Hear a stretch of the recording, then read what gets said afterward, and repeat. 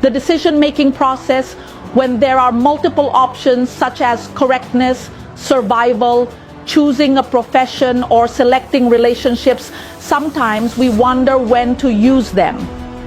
There are always challenges and events in life. Often there is an internal struggle, a conflict in the mind. It is said that in our thoughts we know what we should do, but sometimes emotionally we don't want to do it. You see, some good things we should do, some people apply them to survival situations. If we want to survive, and inside we feel very discouraged, it's unbearable, ready to give up. But if we don't fight, we lose, and the game ends easily.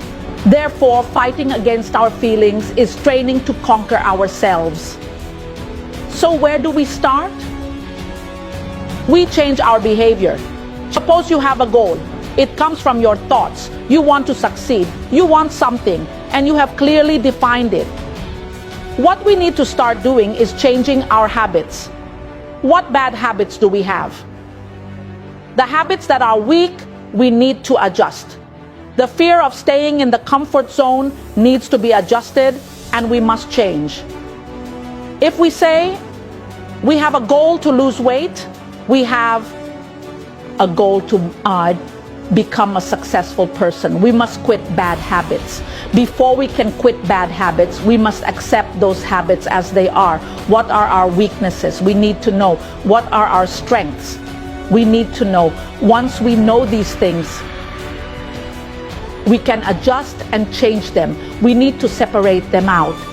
This comes from the book by Dr. Joe Dispenza.